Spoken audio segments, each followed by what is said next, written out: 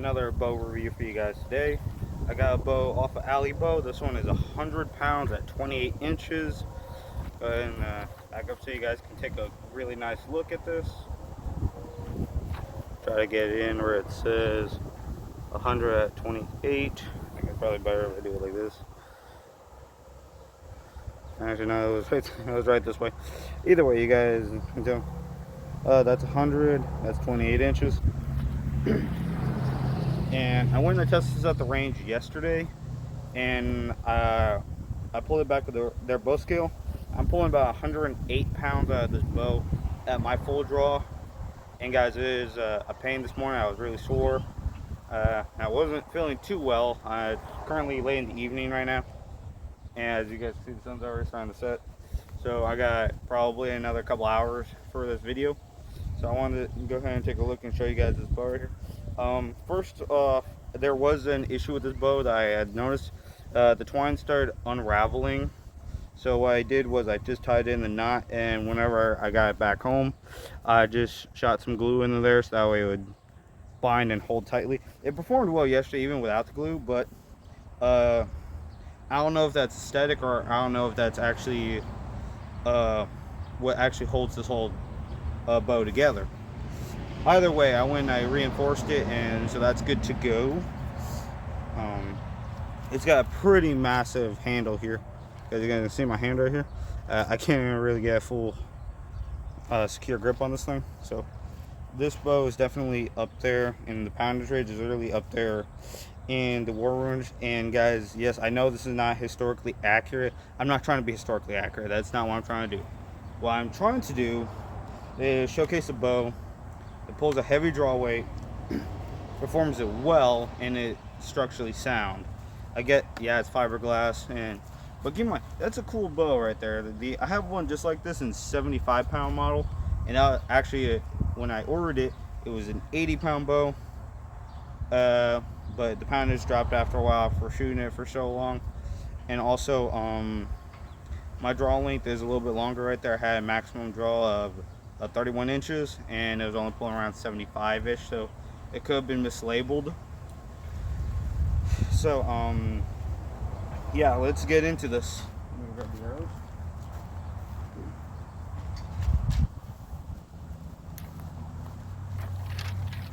These guys, I shoot the Easton aluminum arrows right there, and I have the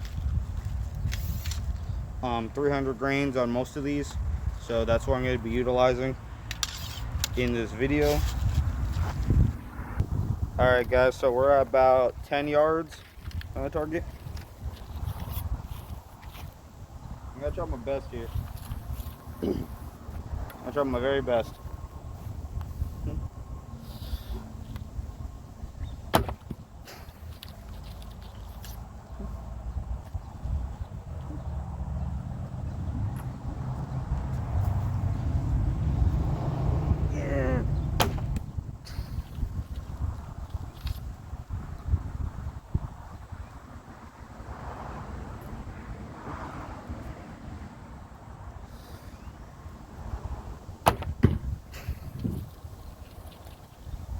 That one was a little high.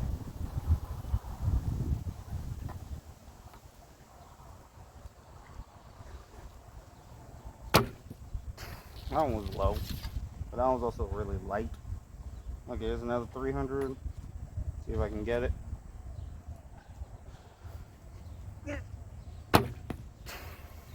Shooting short.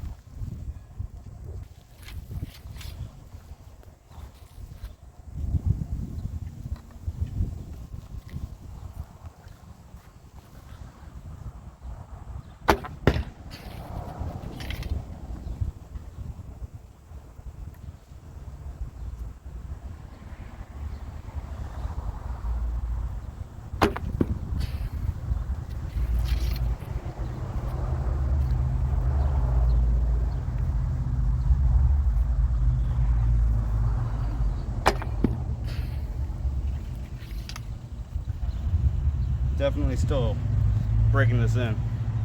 Definitely still breaking this bow in. Very heavy, very tough to pull. However, I really like how these arrows are flying.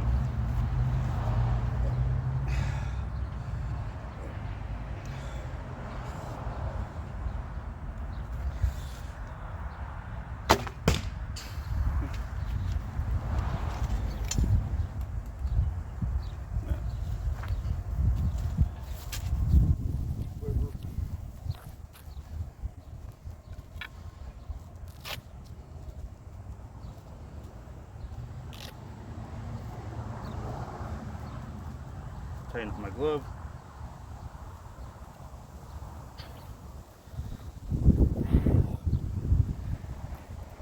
You ready? Let's do this.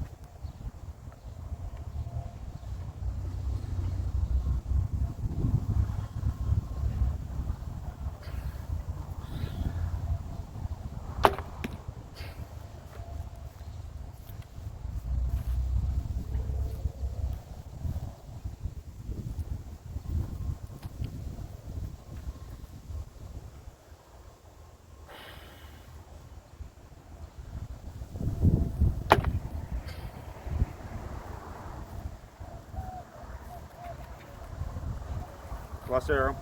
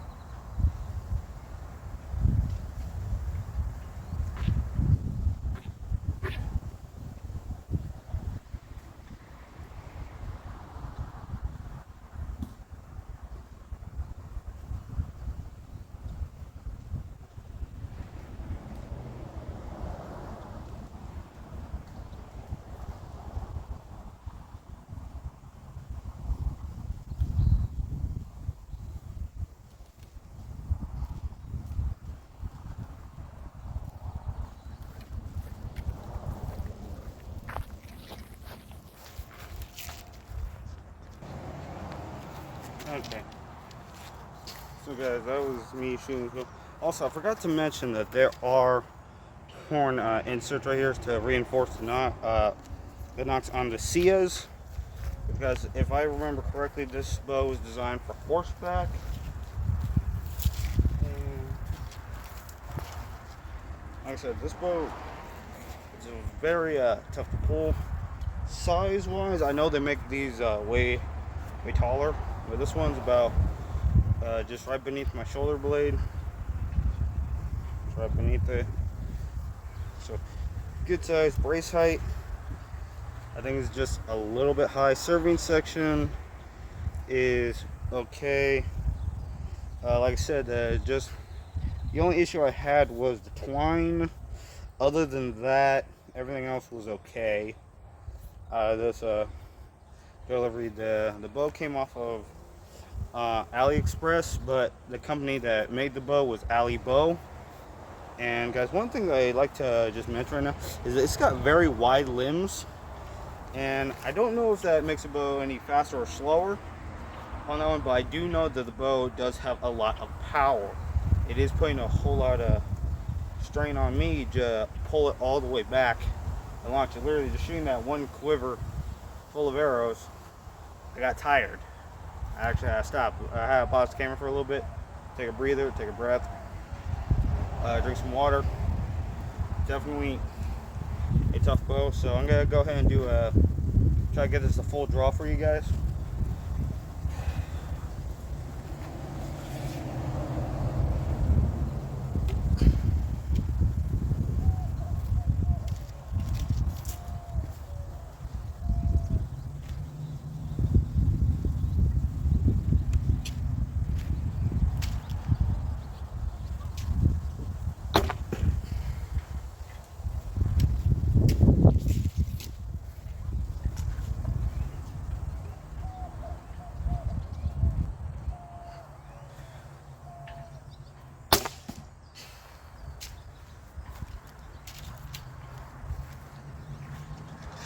Okay, so the bow's becoming a little bit easier to shoot because I'm pretty sure I'm already getting a pretty...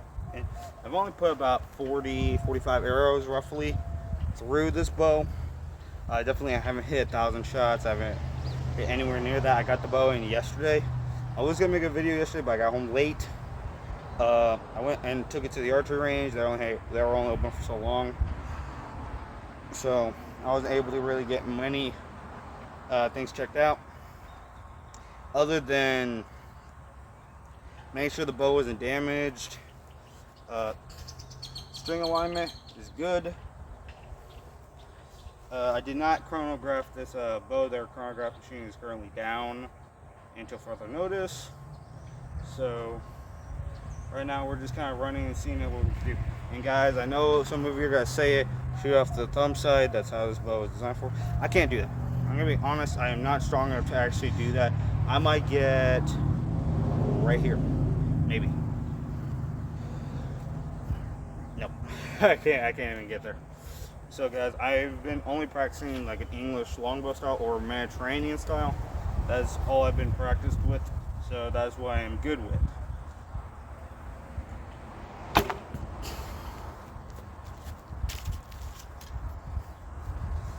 And guys, these arrows are the Camel Hunter XX75, super light, US made. Model number is 2413 with a 300 grain arrowhead. That is the closest that I'm able to realistically make a stiff enough arrow for this bow. It's close enough to a needle bodkin and a heavy warbow arrow. I've actually gone and had the opportunity to weigh an actual warbow arrow. A guy I know goes and makes, and like I said, for something that's just good enough for testing, this is fine. Now, is it scientifically accurate? No. Is it historically accurate? No. I'm not trying to do any of that. I'm trying to see, can I physically pull back a warbow accurately?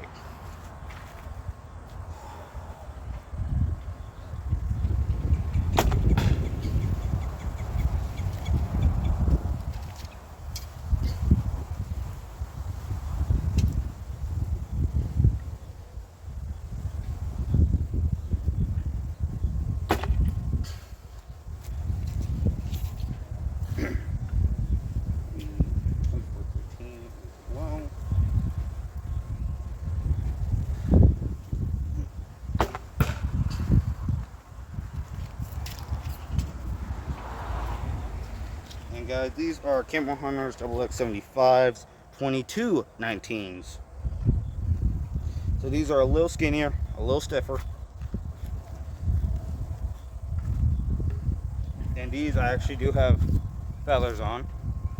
For those of you asking, yes, I know I'm using a lot of you guys are probably thinking those are hard veins.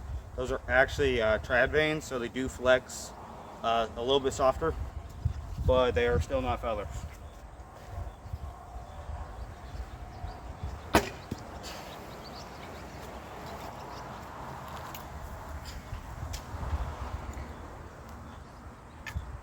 But guys, these old camo hunter arrows, I haven't had a single problem with these things. Never had a problem.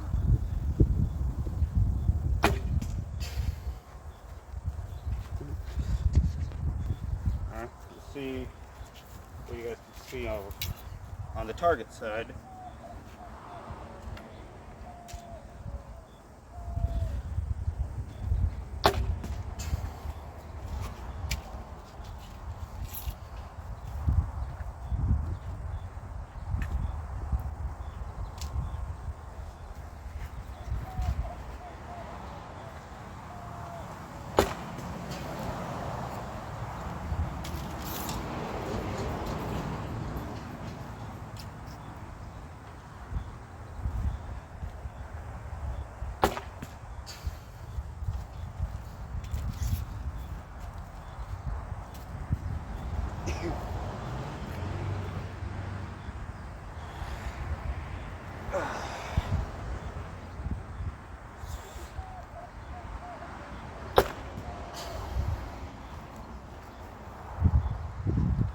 Okay guys, I think that was the last one I can realistically do because I'm always trying to struggle to pull this bow back. However, definitely one of the higher end bows. I paid $120 total for this. It was $110 advertised plus $10 shipping, so I paid about $120 for this bow. I ordered this one off of AliExpress. They do have this on Alibow, but it was for $200 for the same draw weight. But guys, the box that did come in with this thing did say Alibow on the box. It was full box right there. Everything was written in there, right there. So it's definitely from Alibow. I'm not making this up. I'm not trying to. I don't get paid for any of this, so I don't get any ads. I don't get any. They're not telling me to say any of this stuff. I review these bows because I like them. Budget, affordable, under $200. Even if you guys don't shoot these bows and you just want to get into like a novelty sort of these things, because like I said, I'm not trying to be a store guy. I shoot fiberglass bows, guys.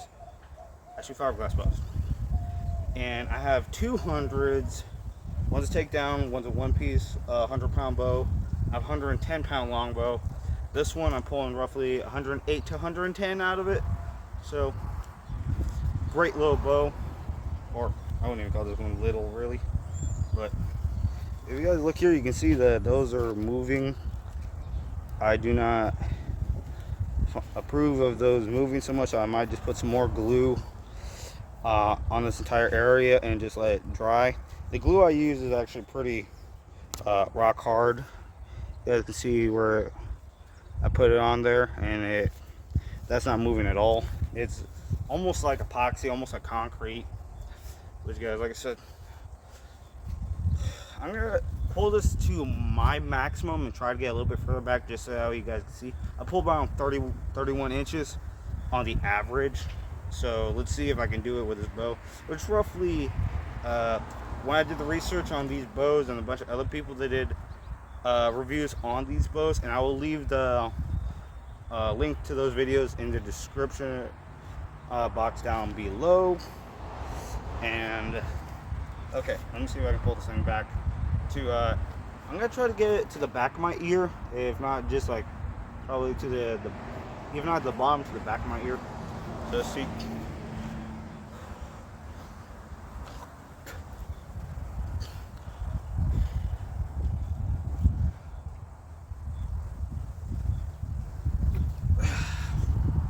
There we go. Very nice. $120. Go check it out. I know like there are a couple other bows I really want to go and get. They're in that genre range right there, and they're probably about this tall with the Sias super long. I'd like to get some of those. Ever had a deal with them? Okay, let me show you this bow unstrung. Hey guys, bear with me. This is how I do all my bows, so don't yell at me. So, that is the bow unstrung. Definitely pulling a decent war bow weight right there, because it's definitely a war bow. A lot of people saying a real war bow is 160 pounds and above. A lot of people say it's 140 and above. Some people say it's 75 and above. Like I said, I want you guys to leave your comment down below for all you guys that do shoot war bows, or just go and get bows like these in general. And hopefully tomorrow I'll be able to go get some distance shots for you guys over there at 10. I want to say this might make the 300 yards. So like I said, the 110 and the 100 both went above 200 yards.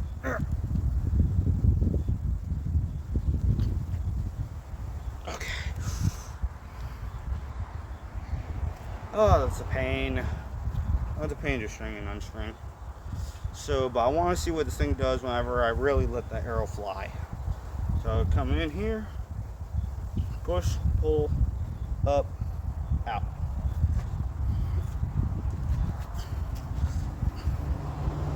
Those of you guys that like weapon reviews, there you go.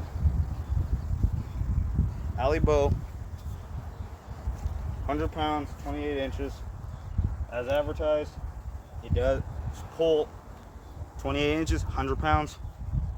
Right on the spot, I pull a little bit further back, just guarantee 108. Great.